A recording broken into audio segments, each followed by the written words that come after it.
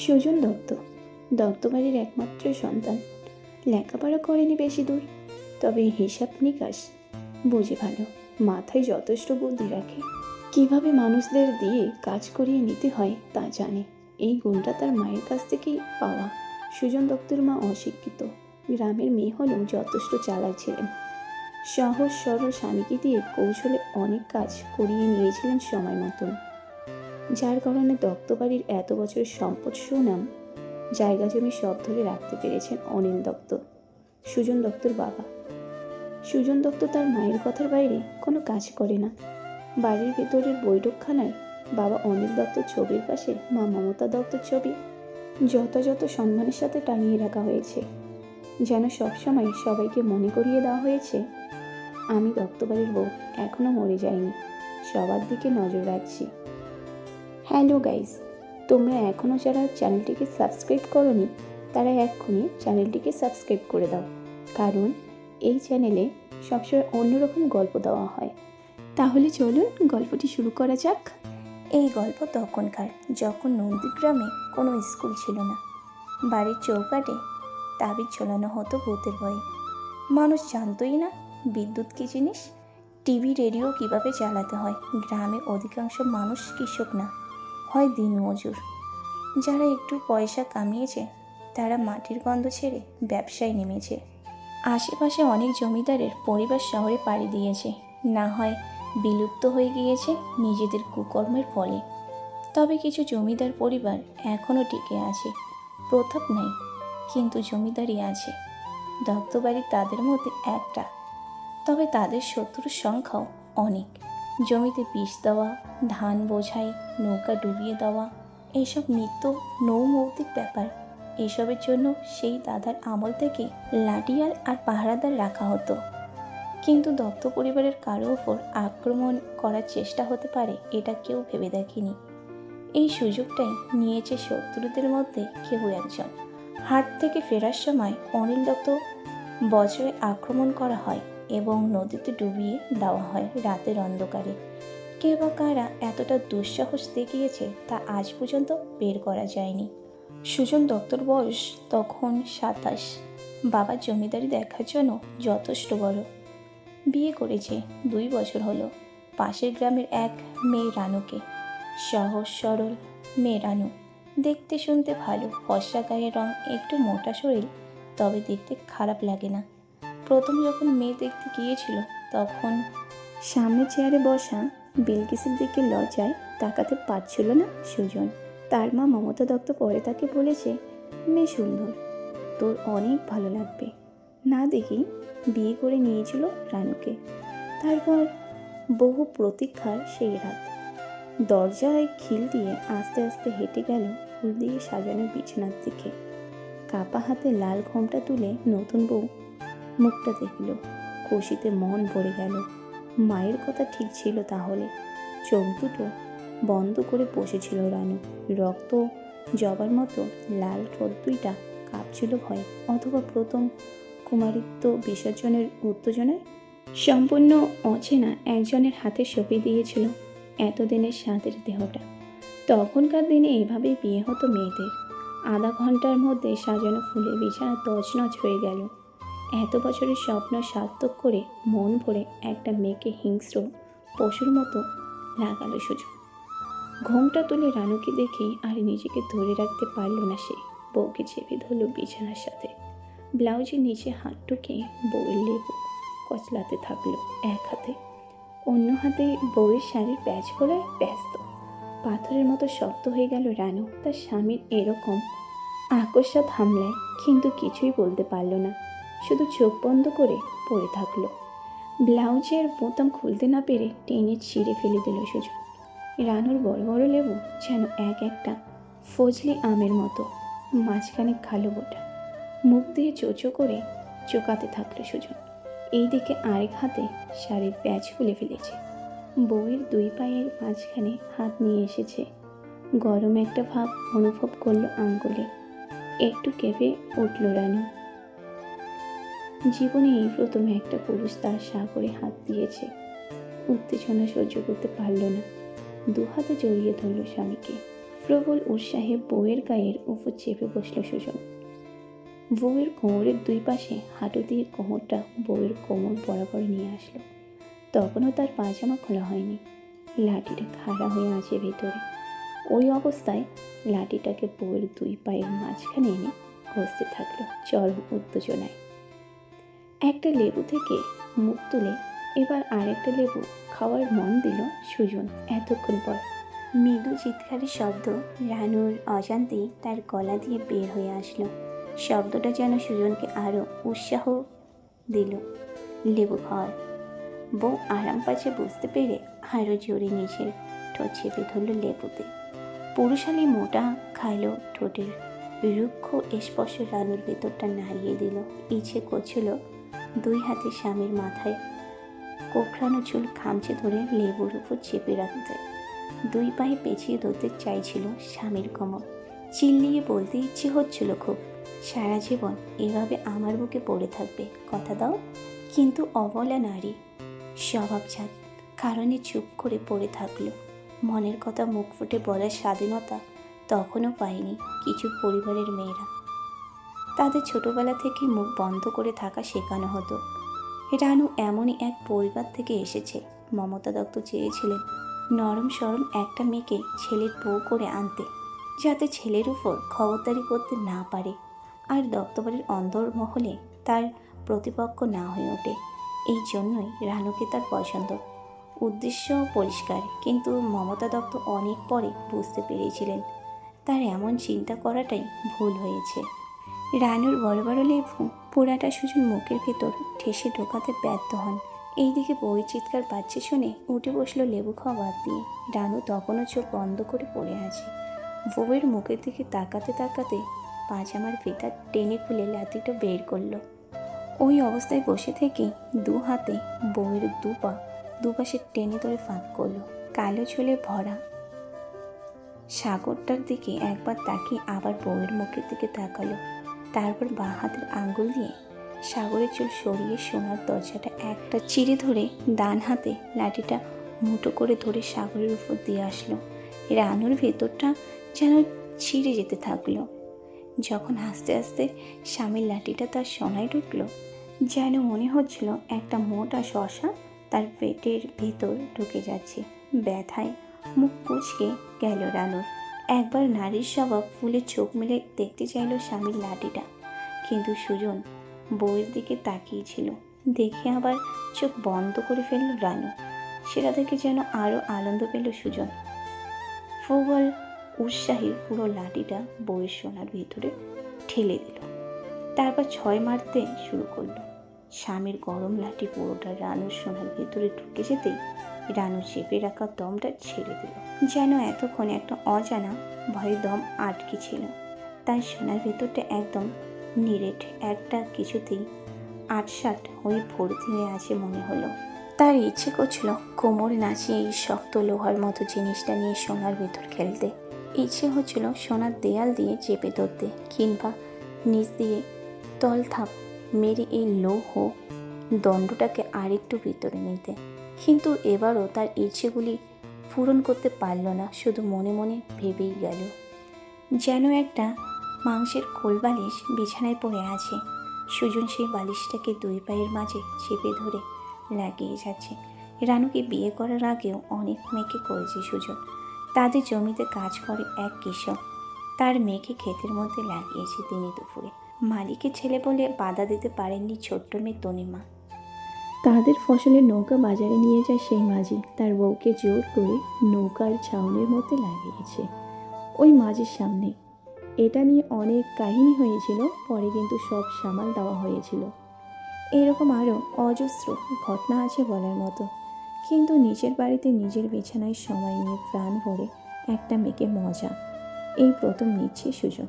শরীয়ত মোতাবেক বৈধভাবে একটা মেয়েকে তার একার করে আনার জন্য বাড়িতে আনা হয়েছে। তার বিয়ে করাবো কথাটা ভাবতেই তার মধ্যে একটা আলাদা আনন্দ চলে আসলো। নিজের অজান্তেই করার গতি বেড়ে গেল সুজনের। প্রত্যেক ধাক্কায় তার লাঠিটা বউয়ের সোনায় ঢুকে যাচ্ছিল, আর সেই ধাক্কায় কেঁপে উঠছিল রানুর বিশাল লেবু। একটার সাথে আর একটা বাড়ি কাঁদছিল সেই ধাক্কার তালে। তারপর অর্ধেকটা লাঠি বের করে আবার কোমরের ধাক্কায় ঢুকিয়ে দিচ্ছিল পুরোটা বউয়ের সোনায়। হ্যারিকেনের নিভু নিভু আগুনে অসাধারণ লাগছিল বউয়ের দেহটা। ইচ্ছে হচ্ছিল কামড়ে খেয়ে ফেলি। একটু ফুলে থাকা সুগভীর কোমরের কাছে হালকা একটা ভাঁজ, মোটা মাংস, উরু দেহটা হ্যারিকেনের হলুদ আগুনে চলচল করে চলছিল কাঁচা স্বর্ণের মতো। দুহাত দুপাশে ছড়িয়ে দিয়ে চোখ বন্ধ করে পড়ে থাকা বইয়ের এই দৃশ্যটা আজীবনের মতো মাথার মধ্যে গেঁথে গেল সুজনের। বাবা অনিল দত্তর মৃত্যুর পরে দত্তবাড়ির সব দায়িত্ব এসে পড়ল সুজন দত্তের কাঁধে। তার মা মমতা দত্ত তখনও বেঁচে ছিলেন বলে সমস্যা হয়নি। তাছাড়া সুজন যথেষ্ট চালাক, শিয়ালের মতো দ্রুত এবং বাড়ির ছোট ছেলে। একমাত্র সন্তানকে সবসময় আগলে রাখত মা মমতা দত্ত, কারণ সুজন ছাড়াও তার আরেক ছেলে হয়েছিল, হিসাব মতে সুজনের বড় ভাই। কিন্তু জন্মগ্রহণের সময় মারা যায় সে। তখন মমতা দত্তর বয়স অনেক কম। সেই সময় কম বয়সে মেয়েদের বিয়ে দিয়ে ফেলা হতো। যে বয়সে মেয়েরা নিজের শরীরের সব রহস্য করতে শিখিনি, সেই বয়সে তাদের শরীরে ঢেলে দেওয়া হতো আরেকটা শরীরের সামনে। অচেনা এক পুরুষের সামনে যার চোখে মেয়েটা হয়ে যেত আরেকটা রহস্য। অপরিপক্ক শরীরের ভেতর বেড়ে উঠত আরেকটা মানবদেহ, যেটা কিনা বেশিরভাগ সময়ে পৃথিবীর আলো দেখার আগেই মরে যেত, নয়তোবা মায়ের পেটের ভিতরেই থাকতেই মরে যেত। এবং মৃত শিশু জন্ম দেওয়ার কারণে অনেক মায়ের কপালে নেমে আসতো দুর্ভোগ। তখনকার কুসংস্কারচ্ছন্ন সমাজ ব্যবস্থায় এদের কোনো ঠাঁই নাই। দত্তবাড়ির বউ হওয়ার কারণে সেই মৃত সন্তান জন্ম দেওয়ার ঘটনা ধামাচাপা দিতে কষ্ট হয়নি অনিল দত্তর। কিন্তু সেই একই রকম ঘটনা মৃত সন্তান জন্ম দেওয়ার কারণে তনিমাকে অনেক দুর্ভোগ পোহাতে হয়েছিল। অমল বুড়া দত্তবাড়ির ক্ষেতে ফসলের কাজ করে। বউ মারা গিয়েছে অনেক আগে। দুই ছেলে বিয়ে করে বাপকে ফেলে চলে গিয়েছে নিজেদের পরিবার গোছাতে। এমন হার হামেশাই হচ্ছে। মেকি নিয়ে এক চালের ছোট্ট একটা ঘরে কোনো মতে দিন পার করছিল অমল বুড়া। শেষ বয়সে ক্ষেতের কাজ করার শক্তি পেত না। তার উপরে মেয়েটা বড় হচ্ছিল, দুশ্চিন্তায় ঘুম হতো না তার। সেই তনিমাকে একদিন পেয়ে বসল সুজন। মাঝে মধ্যে বাবার কথায় তাদের ফসলের মাঠ দেখতে যেত সুজন। একদিন সবই তার হবে, তাই একটু দেখে রাখার জন্য এই নির্দেশ দিত অনিল দত্ত। সেদিনও সুজন যাচ্ছিল ফসলের মাঠ দেখতে। তখন অমল বুড়ার ঘর চোখে পড়ে তার। আসলে চোখে পড়ে তনিমাকে। বুড়া বাপের জন্য একটা মাটির বাটিতে করে ভাত নিয়ে যাবে বলে মাত্র ঘর থেকে বের হচ্ছিল তনিমা। উঠানে পা দিতেই সুজনের সামনে পড়ে যায়। সুজনের চোখ আটকে যায় তনিমার শরীরের দিকে। অল্প বয়সের শরীরে পুরুষকে আকর্ষণ করার মতো কিছুই ছিল না। রংটাও শ্যামলা, তেল্লা দেওয়া রুক্ষ চুলে বহুদিন চিরুনি পড়েনি। কীভাবে পড়বে? এইসব তো মায়েরা মেয়েদের শিখিয়ে দেয়। আর তনিমার মা অনেক আগেই মারা গিয়েছে, যখন তনিমা আরও ছোট। কিন্তু তারপরেও তনিমার অপরিপক্ক শরীরটার দিক থেকে চোখ সরাতে পারেনি সুজন। তখন সে কিশোর। এর কিছুদিন আগেই লাগার হাতে খড়ি হয়ে গিয়েছে। অনেকটা তাড়াহুড়া করে, অসময়ে এবং বেশ ঘরোয়া পরিবেশে। তাই সে আরেকটা শরীরের ভেতরে ঢোকানোর স্বাদ নেওয়ার জন্য পাগল হয়েছিল।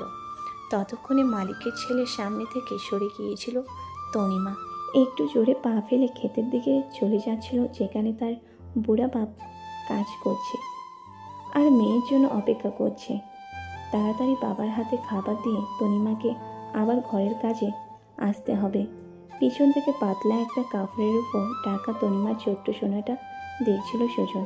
বিভিন্ন জায়গা দিয়ে ছেঁড়া, রং ওটা, বিবর্ণ একটা কাপড় কোমরে পেঁচানো, হাঁটুর একটু নিচ পর্যন্ত এসে শেষ হয়েছে। এক সময় হয়তো লাল কিংবা অন্য রং ছিল। মায়ের পুরাতন শাড়ির একটা অংশ হবে হয়তো। শরীরের উপরের অংশে একটা হালকা সবুজ রঙের ওড়না দিয়ে ঢাকা কাঁধ, বুক, পিঠ।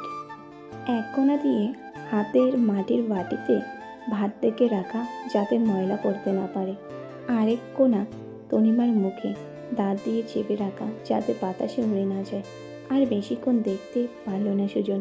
পিছন থেকে তনিমার কোমর পেঁচিয়ে ধরল দুই হাতে, টেনে ধরল তার গায়ের সাথে পিষে ফেলার জন্য। একই সাথে নিজের কোমরটা সামনে ঠেলে পাজামার উপর দিয়ে লাঠিটা চেপে ধরল তনিমার ছোট্ট সাগরের খাঁজে। ভাতের বাটিটা পড়ে গেল মাটিতে। ঘুরে পিছনে না দেখি তনিমা বুঝে গেল কে হাতের মালিক। সম্ভবত তার গলা ছিঁড়ে বাবা ডাকটা বের হয়ে আসলো ভয়ে। একই সাথে নিজেকে ছাড়ার জন্য ধস্তাধস্তি শুরু করে দিল। ততক্ষণে তনিমার কোমরে পেঁচানো কাপড়টা এক হাতে টেনে ধরেছে সুজন। আরেকবার চিৎকার করে উঠল তনিমা, যাতে তার বাবা শুনতে পায়। কিন্তু তার ছোট্ট শরীরে এত শক্তি নাই যে সুজনের শরীরের চাপ সহ্য করে দাঁড়িয়ে থাকবে। আর সুজনও চাচ্ছিল তনিমাকে মাটিতে চেপে ধরতে, যাতে নড়তে না পারে। কান্নার মতো একটা আওয়াজ বের হয়ে আসলো তনিমার গলা থেকে। মাটিতে উফুর হয়ে পড়েছে সে, দুহাত দুপাশে।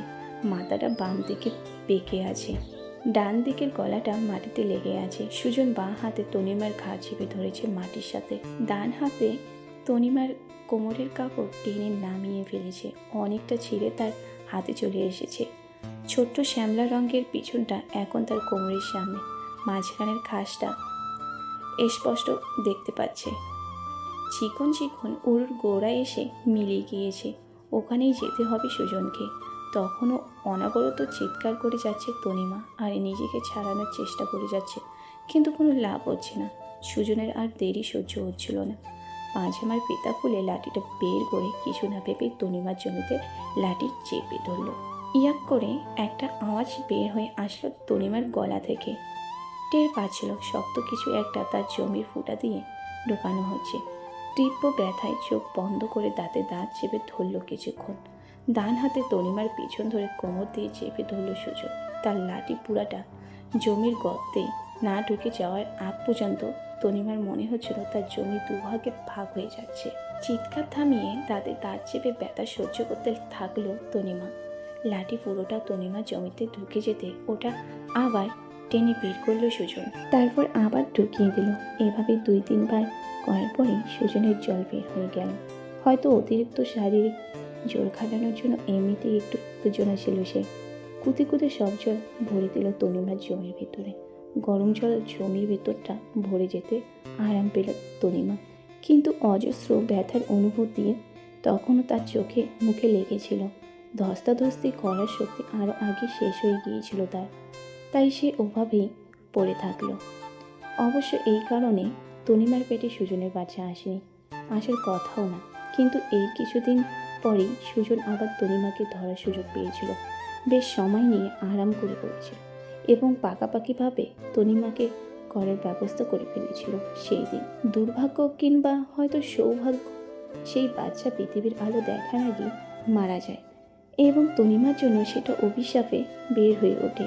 সুজন দত্তর এক বড় বোন ছিল মমতা দত্তর একমাত্র মেয়ে, পলি দত্ত। মানসিকভাবে একটু অসুস্থ ছিল সে ছোটবেলা থেকেই, তবে তখনও কাউকে শারীরিকভাবে আঘাত করার মতো পাগলামি করতো না পলি।